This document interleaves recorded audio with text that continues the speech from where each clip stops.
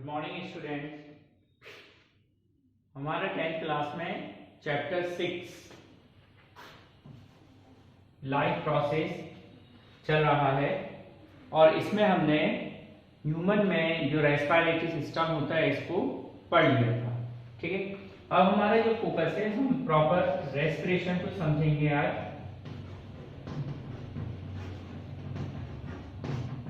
ठीक है, हिंदी में क्या बोलते हैं इसे? श्वसन। अब देखिए एक चीज याद रखिए, जो रेस्पिरेशन की बात हम कर रहे हैं ये बात कर रहे हैं हम सेल्यूलर रेस्पिरेशन। ओके, और ये जो सेल्यूलर रेस्पिरेशन होता है ये सेल्यूलर रेस्पिरेशन सब में होता है। मीन जो सिंगल सेल एनिमल होते हैं, सिंगल सेल ऑर्गेनिज्म या फिर मल्टी सेल्यूलर। जो मल्टी सेल्यूलर ऑर्गेनिज्म होते हैं तो सिंगल सेल और मल्टी सेल्यूलर दोनों में ही जो रेस्पिरेशन होता है वो सेल्यूलर रेस्पिरेशन कहलाता है। तो हमको ये सेल्यूलर रेस्पिरेशन को समझना है। ठीक है, और जो मल्टी सेल्यूलर है इनमें भी याद रखिए सबकी बात करेंगे हम। प्लांट सेल हो या एल्गा हो या फिर फंगाई हो या फिर एनिमल। ठीक है, कोई भी हो सब में जो रेस्पिरेशन है सेल्यूलर रेस्पिरेशन वो किस तरह से होता है उसको हमें देखना होगा। ठीक है, तो सबके लिए कॉमन कॉन्सेप्ट है हमारी बुक में, उसको हम पढ़ लेते हैं। चलिए, तो क्या है देखिए, रेस्पिरेशन में एक्चुअली होता क्या है ये समझ लीजिए। हमने जब न्यूट्रिशन पढ़ा था तो न्यूट्रिशन में हमने क्या पढ़ा था, एक सब्सटेंस पढ़ा था, नाम है उसका कार्बोहाइड्रेट। अब ये जो कार्बोहाइड्रेट्स होते हैं ये हमको कहां से मिलते हैं? ये हमको मिलते हैं फ्रॉम न्यूट्रिशन। ठीक है, हमने खाना खाया और कार्बोहाइड्रेट हमारी बॉडी में आ गया। कार्बोहाइड्रेट भी मिलता है हमको और प्रोटीन और फैट, बहुत सारी चीजें मिलती हैं। मेनली हम बात करेंगे कार्बोहाइड्रेट। अब ये जो कार्बोहाइड्रेट है हमको पता है जो कार्बोहाइड्रेट होता है इससे बहुत ज्यादा एनर्जी मिलती है। ठीक है, तो अब एनर्जी कैसे मिलेगी? तो एनर्जी मिलेगी जब ये कार्बोहाइड्रेट क्या होगा, ऑक्सीडाइज होगा। ठीक है, मींस इसका क्या होगा, ऑक्सीडेशन होगा। इसका ऑक्सीडेशन होगा, किसका? कार्बोहाइड्रेट का। जब इसका ऑक्सीडेशन होगा तब क्या होगा, तब मिलेगी एनर्जी। ये जो प्रोसेस है ऑक्सीडेशन की और यील्डिंग है एनर्जी की, इस चीज को ही बोलते हैं हम रेस्पिरेशन। तो रेस्पिरेशन में क्या होता है, कार्बोहाइड्रेट का ऑक्सीडेशन होता है और एनर्जी इवॉल्व होती है। क्या होगा, कार्बोहाइड्रेट का ऑक्सीडेशन होगा और एनर्जी निकलेगी, ऊर्जा निकलेगी। अब ये जो ऊर्जा निकलती है और कार्बोहाइड्रेट का ऑक्सीकरण होता है, इसी प्रोसेस को बोलते हैं हम रेस्पिरेशन। ठीक है, अब देखिए ये जो रेस्पिरेशन है कहां पर होता है? सेल में। कहां होता है? सेल में। अब देखिए जरा सेल को भी देख लेते हैं हम थोड़ा सा। जो सेल होती है रेस्पिरेशन के लिए हम सेल के दो कंटेंट देखते हैं। एक क्या, एक तो है साइटोप्लाज्म, ठीक है, और दूसरा है माइटोकॉन्ड्रिया।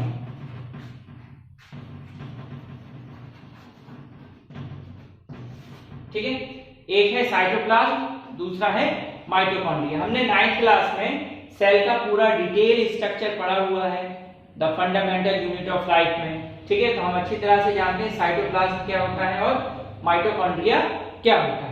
हिंदी में साइटोप्लाज्म को बोलते हैं हम कोशिका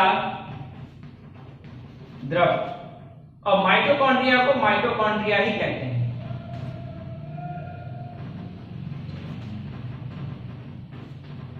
माइटोकॉन्ड्रिया। ठीक है, अब ये जो रेस्पिरेशन की प्रोसेस है कोशिका में क्या होता है, कुछ पार्ट इसका साइटोप्लाज्म में होता है और जो कुछ पार्ट होता है वो माइटोकॉन्ड्रिया में कंप्लीट होता है। मीन जो रेस्पिरेशन है वो ना तो पूरी तरह से साइटोप्लाज्म में होती है और ना ही पूरी तरह से माइटोकॉन्ड्रिया में होती है। कुछ पार्ट साइटोप्लाज्म में होगा कंप्लीट और कुछ पार्ट माइटोकॉन्ड्रिया में। ठीक है, तो देखते हैं कौन सी चीज कहां कहां पर होती है। देखिए क्या होता है, जो कार्बोहाइड्रेट है, कार्बोहाइड्रेट भी बहुत सारे टाइप के होते हैं, ग्लूकोज, फ्रक्टोज, तो हम यहाँ क्या ले रहे हैं, ग्लूकोज। ग्लूकोज, ठीक है। अब ग्लूकोज क्या है, ये कार्बोहाइड्रेट होता है, अभी मैंने आपको बताया ये क्या है, कार्बोहाइड्रेट। तो ये ग्लूकोज क्या होता है, सबसे पहले साइटोप्लाज्म, साइटोप्लाज्म में होगा ये जो ग्लूकोज है, साइटोप्लाज्म में इसका ऑक्सीडेशन होगा और ये क्या बनाएगा, साइटोप्लाज्म में ये कन्वर्ट हो जाता है पायरुवेट में। ठीक है, इसमें कन्वर्ट होता है पायरुवेट में। अब देखिए ग्लूकोज की अगर हम प्रॉपर्टी देखें तो इसमें 6 कार्बन होते हैं। कितने कार्बन होते हैं, 6। और जो पायरुवेट होता है इसमें 3 कार्बन होते हैं। कितने कार्बन होते हैं, 3। तो हम ये बोल सकते हैं कि साइटोप्लाज्म में ग्लूकोज जो 6 कार्बन वाला होता है वो पायरुवेट के 2 मॉलिक्यूल बना लेता है। कितने मॉलिक्यूल बनाता है, 2। याद रखिए, मैं इसलिए बता रहा हूं क्योंकि एग्जाम में ओटी में क्वेश्चन पूछे जाते हैं कि जब ग्लूकोज का ऑक्सीडेशन होता है रेस्पिरेशन में तो कितने पायरुवेट बनते हैं, तो याद रखिए 2 मॉलिक्यूल बनेंगे। कितने मॉलिक्यूल बनेंगे, 2। ठीक है, 2 मॉलिक्यूल। अब ये जो पायरुवेट है इसका जो भी कुछ होगा वो आगे माइटोकॉन्ड्रिया में होगा। क्या होगा, माइटोकॉन्ड्रिया में होगा। तो देखिए माइटोकॉन्ड्रिया में 3 पॉसिबिलिटीज हैं। क्या क्या पॉसिबिलिटीज हैं, नंबर 1 एब्सेंस ऑफ ऑक्सीजन। एक ये हो सकता है कि ऑक्सीजन है ही नहीं, ऑक्सीजन ही नहीं। दूसरा ये हो सकता है लेक ऑफ ऑक्सीजन, ऑक्सीजन है लेकिन कम। और तीसरा क्या हो सकता है, तीसरा हो सकता है प्रेजेंस ऑफ ऑक्सीजन, ऑक्सीजन है इनफ अमाउंट में, सफिशिएंट। ठीक है, तो जो ग्लूकोज का ऑक्सीडेशन है वो जो पायरुवेट है, पायरुवेट बनने तक तो सेम है हर सेल में। कोई सी भी सेल हो, चाहे वो प्रोकैरियोटिक हो, यूकैरियोटिक हो, या सिंगल सेल ऑर्गेनिज्म हो, मल्टी सेलुलर हो, प्लांट हो, एल्गी हो, ह्यूमन हो, कोई भी हो, पायरुवेट जो है, पायरुवेट बनने की प्रोसेस तो सब में सेम है। क्यों, क्योंकि ये साइटोप्लाज्म है। लेकिन माइटोकॉन्ड्रिया में जो इसका जो नेक्स्ट लेवल है, माइटोकॉन्ड्रिया में जब ये एंटर होती है तो इसके लिए 3 पॉसिबिलिटी है। पहली पॉसिबिलिटी है कि ऑक्सीजन एब्सेंट होगी। दूसरी पॉसिबिलिटी है ऑक्सीजन होगी लेकिन कम, लेक ऑफ ऑक्सीजन। तीसरी पॉसिबिलिटी प्रेजेंस ऑफ ऑक्सीजन।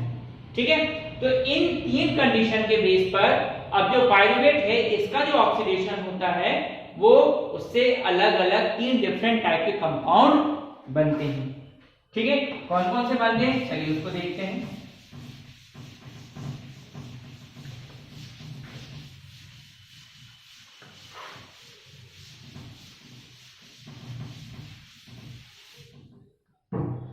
देखिए अभी हमने क्या देखा, हमने देखा कि जो ग्लूकोज है ये 6 कार्बन वाला मॉलिक्यूल होता है। ठीक है, साइटोप्लाज्म में क्या होता है, साइटोप्लाज्म में ये पायरुवेट में कन्वर्ट होता है। पायरुवेट की क्या प्रॉपर्टी है, ये इसमें 3 कार्बन होते हैं, तो कितने मॉलिक्यूल बनते हैं इसके, 2 मॉलिक्यूल। ठीक है, 2 मॉलिक्यूल बनते हैं। अब ये जो पायरुवेट है ये माइटोकॉन्ड्रिया में एंटर होगा।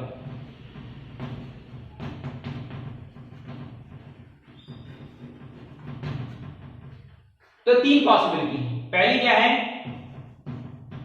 एब्सेंट ऑफ ऑक्सीजन, ऑक्सीजन है ही नहीं। दूसरी पॉसिबिलिटी क्या होगी, लेक ऑफ ऑक्सीजन, ऑक्सीजन है लेकिन कैसी है, कम। और तीसरी पॉसिबिलिटी क्या है, प्रेजेंस ऑफ ऑक्सीजन। चलिए सबसे पहले एब्सेंस ऑफ ऑक्सीजन की बात करते हैं। अब देखिए ऑक्सीजन की एब्सेंस में क्या होगा, जब ऑक्सीजन नहीं होती तब पायरुवेट से क्या होता है, दो कंपाउंड बनते हैं। कौन कौन से? पहला बनता है एथेनॉल। क्या बनता है? एथेनॉल। ठीक है, और कार्बन डाइऑक्साइड और एनर्जी।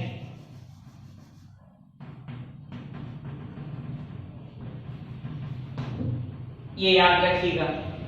एब्सेंस ऑफ ऑक्सीजन में क्या बनता है? एथेनॉल बनता है, कार्बन डाइऑक्साइड बनती है और एनर्जी रिलीज होती है। ठीक है, एनर्जी रिलीज हो गई। ये एनर्जी रिलीज हुई तो ये वाली जो प्रोसेस है, glucose, pyruvate, ethanol, carbon dioxide और एनर्जी, ये एक टाइप की रेस्पिरेशन है। अब ये वाली कौन सी रेस्पिरेशन है? क्योंकि ऑक्सीजन की एब्सेंस में हो रही है, इसलिए इसको बोलते हैं हम एनारोबिक रेस्पिरेशन। ठीक है, एनारोबिक रेस्पिरेशन। चलिए आगे चलते हैं। पायरुवेट है लेकिन ऑक्सीजन तो है लेकिन कम। इससे क्या होगा? इससे एक अलग चीज बनेगी, डिफरेंट चीज, उसका नाम है, इससे बनता है लैक्टिक एसिड प्लस एनर्जी। ठीक है, जब ऑक्सीजन कम होती है लेकिन कम, तब लैक्टिक एसिड बनता है और एनर्जी रिलीज होती है। ठीक है, तीसरी चीज, तीसरा क्या होता है? ऑक्सीजन सफिशिएंट अमाउंट में है, प्रेजेंट है। ठीक है, ना तो एब्सेंट है और ना ही कम है, भरपूर है। तब क्या होगा? इस समय बनता है कार्बन डाइऑक्साइड और वाटर और एनर्जी। ठीक है, तो ये मैंने आपको तीन चीजें बताई। अब क्योंकि ये ऑक्सीजन की प्रेजेंस में हो रही है, ऑक्सीजन प्रेजेंट है ना, तो जब ऑक्सीजन की प्रेजेंस में होगी तो कौन सी होगी रेस्पिरेशन? इसको बोलते हैं हम एरोबिक रेस्पिरेशन। क्या बोलते हैं? Aerobic respiration. ठीक है, चलिए ये क्या है? इसका नाम है एरोबिक रेस्पिरेशन। याद रखिए। तो दो टाइप के रेस्पिरेशन अब हम आगे डिटेल पढ़ेंगे, एनारोबिक रेस्पिरेशन और एरोबिक रेस्पिरेशन। और ये बीच वाली प्रोसेस क्या है? ये भी ऑक्सीडेशन है। अब ये कहां कहां पर होती है? तो देखिए, एनारोबिक रेस्पिरेशन है, ये किसमें होगी? ये वाली रेस्पिरेशन होती है जो बैक्टीरियाज होते हैं उनमें। ठीक है, ब्लू ग्रीन एल्गी में। ठीक है, जो लोअर ऑर्गेनिजम्स हैं, प्रोकैरियोटिक्स हैं, उनमें ये एनारोबिक रेस्पिरेशन होती है। एरोबिक रेस्पिरेशन, एरोबिक रेस्पिरेशन किसमें होती है? एनिमल्स में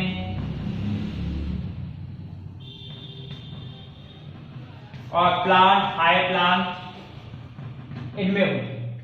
ठीक है, अब ये जो बीच में ये थर्ड टाइप है, ये कहां पर होती है? तो याद रखिए, ये कहां पर होती है? जो मसल्स होती है, ह्यूमन मसल्स। ठीक है, मसल्स में आपने देखा होगा कभी कभी आपको अचानक बहुत ज्यादा दौड़ना पड़ जाए, अचानक से।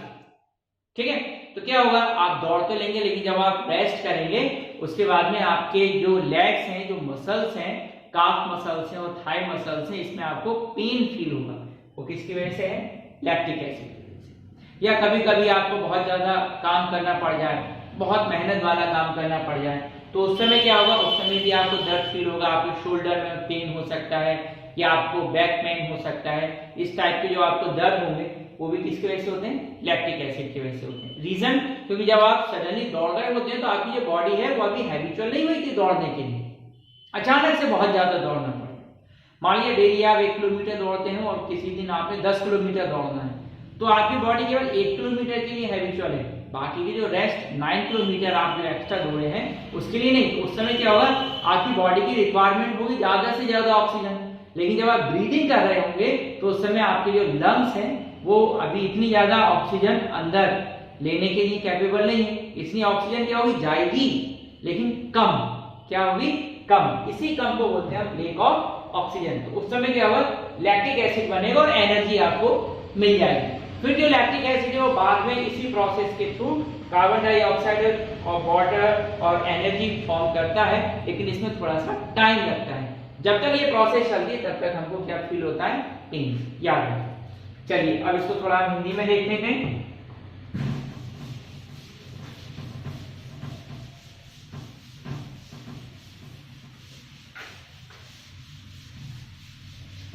तो देखिए हमने क्या देखा, हमने देखा कि एक कार्बोहाइड्रेट है, नाम है उसका ग्लूकोज।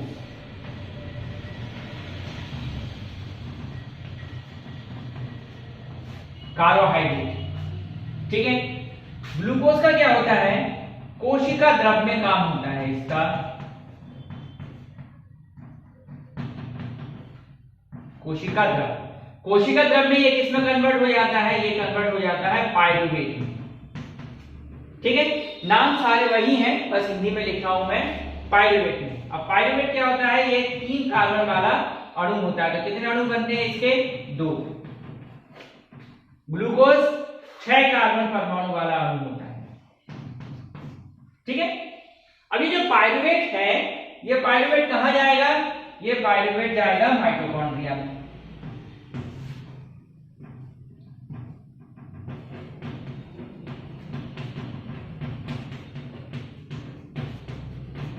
अब माइटोकॉन्ड्रिया में 3 संभावनाएं हैं। नंबर 1, ऑक्सीजन अनुपस्थित हो सकती है। नंबर 2, ऑक्सीजन की कमी हो सकती है। और नंबर 3, ऑक्सीजन उपस्थित हो सकती है, ठीक है। चलिए सबसे पहले की बात करते हैं। ऑक्सीजन अगर अनुपस्थित हो तो जो पायरुवेट होता है उससे बनता है एथेनॉल और कार्बन डाइऑक्साइड और ऊर्जा। क्या बनेगा, एथेनॉल, कार्बन डाइऑक्साइड और ऊर्जा, क्योंकि ऊर्जा मिलना ही हमारा मकसद है। तो जब ऊर्जा मिल गई, हमारा उद्देश्य पूरा हो गया। तो इस प्रोसेस को क्या बोलेंगे, प्रक्रिया को श्वसन, ठीक है। क्योंकि यह प्रक्रिया क्या हो रही है, पायरुवेट से ऑक्सीजन की अनुपस्थिति में हो रही है, इसलिए इसको बोलते हैं हम अनॉक्सी श्वसन, ठीक है। इसको हिंदी में हम अवायवीय भी बोलते हैं, अवायवीय श्वसन। 2 नाम है, 2 नाम याद रखते हैं हिंदी मीडियम वाले बच्चों को, अनॉक्सी श्वसन और अवायवीय श्वसन, ठीक है। क्यों, क्योंकि ऑक्सीजन अनुपस्थित है। दूसरी चीज, पायरुवेट क्या है, ऑक्सीजन की कमी है। तो ऑक्सीजन की कमी में क्या बनाएगा, ऑक्सीजन की कमी में बनेगा, अभी सुना होगा आपने, क्या बनेगा, लैक्टिक अम्ल और ऊर्जा, ठीक है। तीसरा, ऑक्सीजन उपस्थित है तो उपस्थिति में क्या बनता है, कार्बन डाइऑक्साइड, जल और ऊर्जा, ठीक है। ये क्योंकि ये ऑक्सीजन की उपस्थिति में हो रहा है, इसलिए इस श्वसन को क्या बोलते हैं हम, ऑक्सी श्वसन या वायुवीय श्वसन, ठीक है। दोनों नाम याद रखिए। और ये कहां पर होता है, ये होता है पेशियों में, पेशियों में, ठीक है। तो ये था हमारा श्वसन, ठीक है। अब यहाँ पे आपको 2 चीजें दिख रही हैं, अवायवीय श्वसन और वायुवीय श्वसन। तो अब हम अवायवीय श्वसन और वायुवीय श्वसन को समझने की कोशिश करते हैं, ठीक है। परिभाषा हम यहीं से निकाल सकते हैं, क्या निकलेगी, ऐसा श्वसन जो ऑक्सीजन की अनुपस्थिति में हो रहा है, अनॉक्सी या अवायवीय श्वसन कहलाएगा। वायुवीय क्या होगा, ऐसा श्वसन जो ऑक्सीजन की उपस्थिति में होता है, ऑक्सी श्वसन या वायुवीय श्वसन कहलाता है। याद रखिएगा, ये तो हो गई परिभाषा। इंग्लिश में क्या बोलेंगे, respiration which takes place in the absence of oxygen called anaerobic respiration, ठीक है। और aerobic respiration respiration which takes place in presence of oxygen. ठीक है, तो जो ऑक्सीजन की एब्सेंट में होता है वो एनारोबिक रेस्पिरेशन, जो ऑक्सीजन की प्रेजेंट में होता है वो एरोबिक रेस्पिरेशन। ये सिंपल डेफिनेशन है। अच्छा, अब हमको ये और देख लेते हम कि ये कहां पर होता है। तो ये वाला जो श्वसन है अनॉक्सी श्वसन, ये जनरली किसमें होता है? जीवाणुओं में। ठीक है, और ये तो पेशियों में होता है। और ये कहां होता है? ये जंतुओं में होता है ना, और पौधों में होता है, पादप, ठीक है, कवक और शैवाल सब में होता है। ठीक है, उच्च, ठीक है, और ये निम्न, और निम्न जीव लिख सकते हैं यहाँ पे हम। जो निम्न जीव होते हैं, निम्न कैटेगरी के जीव होते हैं, उनमें ये श्वसन। इस चीज को हम ऐसे भी समझ सकते हैं, परीक्षा में क्वेश्चन आता है ग्लूकोज का कितनी रीतियों से ऑक्सीकरण होता है, समझाइए। तो याद रखिए ग्लूकोज का 3 रीतियों से ऑक्सीकरण होता है, 3 विधियों से, 3 तरह से, 3 वे हैं इसका। ठीक है, how many ways glucose gets oxidise? तो देयर आर 3 वेज, 3 तरीके हैं, 3 रीतियां हैं। कौन कौन सी? In presence of oxygen, lack of oxygen और एब्सेंस ऑफ ऑक्सीजन। ऑक्सीजन की उपस्थिति में, ऑक्सीजन की कमी में और ऑक्सीजन की अनुपस्थिति में। ठीक है, ये था हमारा श्वसन। अब पढ़ते हैं हम ऑक्सी श्वसन और अनऑक्सी श्वसन।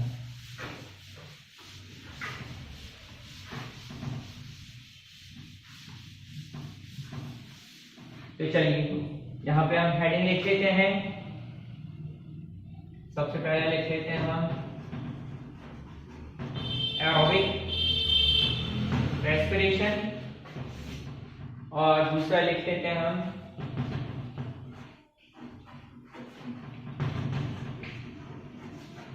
Anaerobic respiration. इसको क्या बोलते हैं? वायुवीय श्वसन, और ये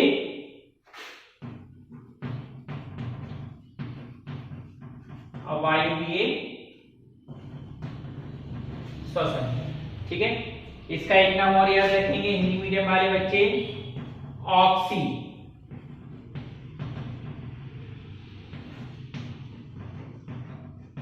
ऑक्सी श्वसन। ठीक है, और इसका एक नाम और याद रखेंगे आप लोग, अनॉक्सी श्वसन। ठीक है, तो चलिए अब इसमें हम अंतर पढ़ लेते हैं। छोटा सा अंतर है, वो शॉर्ट में समझने की कोशिश है, बहुत आसानी से समझ में आ जाएगा। तो देखिए, जो वायुवीय श्वसन है ये किसकी प्रेजेंस में होगा? अगर हमको पहला पॉइंट लिखना हो तो ये होगा presence of oxygen, means oxygen की उपस्थिति। ये वाला श्वसन ऑक्सीजन की उपस्थिति में होता है। ठीक है, अच्छा, एनारोबिक रेस्पिरेशन क्या होगा? कब कब होता है ये होता है एब्सेंस ऑफ ऑक्सीजन। हिंदी में क्या बोलेंगे? ऑक्सीजन की अनुपस्थिति। ये ऑक्सीजन की अनुपस्थिति में होता है। दूसरा पॉइंट क्या बनेगा इसका? अब देखिए, जब हमने इसकी इक्वेशन लिखी थी तो क्या क्या बना था ऑक्सी श्वसन में? ऑक्सी श्वसन में क्या क्या बनता है? कार्बन डाइऑक्साइड, जल, और क्या बनती है? और एनर्जी। एनर्जी मतलब ऊर्जा। ठीक है, अवायवीय में क्या क्या बना था? अवायवीय में बना था एथेनॉल। एथेनॉल का फॉर्मूला लिख देता हूं, फॉर्मूला भी याद हो जाएगा आपको, C2H5OH, एथेनॉल। और क्या बना था? Carbon dioxide. और क्या मिली थी? एनर्जी। ठीक है, एनर्जी मतलब ऊर्जा। ठीक है, हिंदी मीडियम वाले बच्चों आप लोग ध्यान दीजिए, मैं हिंदी में भी साथ साथ लिखता जा रहा हूं। हिंदी मीडियम वाले बच्चों को अपनी कॉपी में सिर्फ हिंदी का लिखना है, और इंग्लिश मीडियम वाले बच्चों को अपनी आंसर कॉपी में इंग्लिश का लिखना है, दोनों मिक्स नहीं लिखना। ठीक है, आपको समझाने के लिए लिख रहा हूं मैं दोनों में। ठीक है, चलिए, तो पहला पॉइंट क्या लिखा हमने? वायु में ये ऑक्सीजन की प्रेजेंस में, पीआर मतलब प्रेजेंट। ठीक है, तो ये ऑक्सीजन की प्रेजेंस में, ये ऑक्सीजन की ये वाला ऑक्सीजन की एब्सेंट, ये उपस्थिति में या अनुपस्थिति में। इसमें क्या बन रहा है, कार्बन डाइऑक्साइड, पानी और एनर्जी। इसमें क्या बन रहा है, एथेनॉल, कार्बन डाइऑक्साइड और एनर्जी। ठीक है, चलिए अब तीसरा पॉइंट क्या है, जब ये वाला रेस्पिरेशन होता है तो इसमें जो एनर्जी होती है वो अधिक होती है, अधिक ऊर्जा। ठीक है, तो अधिक ऊर्जा, मोर एनर्जी। और इसमें क्या होता है, इसमें जो ऊर्जा होती है वो कम ऊर्जा बनती है, लेस एनर्जी। ठीक है, अधिक ऊर्जा बनती है तो कितनी बनती है, तो याद रखिए इसमें कितने बनेंगे, इसमें बनते हैं 38 एटीपी। कितने बनते हैं, 38 एटीपी। इसमें कम बनती है तो कितनी कम बनती है, याद रखिए इसमें बनते हैं 2 एटीपी, 2 एटीपी। ठीक है, और अगर देखें कैलोरी मान, अगर इसका देखें तो इसमें 38 एटीपी और 673 किलो कैलोरी। कितने बनते हैं, 673 किलो कैलोरी, 673 किलो कैलोरी। ये इस एटीपी की कैलोरीफिक वैल्यू है। ठीक है, और यहां बनते हैं 21 किलो कैलोरी। दोनों मान आपको याद रखने हैं। ठीक है, फिर लास्ट में हम क्या लिख सकते हैं, फिफ्थ अगर डिफरेंस लिखना है तो हम इसकी इक्वेशन लिख सकते हैं पूरी। क्या क्या बनेगी इसकी इक्वेशन, तो देखिए C6H12O6 क्या बन जाएगा, इसमें बन रहा है carbon dioxide, 6 carbon dioxide plus 6 water plus कितने 38 एटीपी। ठीक है, इसका फिफ्थ पॉइंट क्या बनेगा, इसका फिफ्थ पॉइंट बनेगा, अच्छा एक चीज तो लिखना भूल ही गए, ये तो ऑक्सीजन की प्रेजेंस है प्लस ऑक्सीजन। ठीक है, यहां क्या है C6H12O6, यहां ऑक्सीजन नहीं है तो ऑक्सीजन नहीं लिखेंगे, क्या लिखेंगे ethanol, C2H5OH2 plus CO2 2 plus 2 ATP। ये क्या हो गया, ये इसमें डिफरेंस हो गया, याद रखना। ठीक है, आज हमारा रेस्पिरेशन कंप्लीट हुआ। अब हम अगला जो वीडियो लेक्चर होगा उसमें हम ट्रांसपोर्टेशन या सर्कुलेशन पढ़ेंगे। ठीक है, तब तक आप ये नोट्स अपनी आंसर कॉपी में प्रिपेयर करके रखिए और वीडियो को बार बार देखिए ताकि आपको याद हो। तब तक के लिए गुड बाय।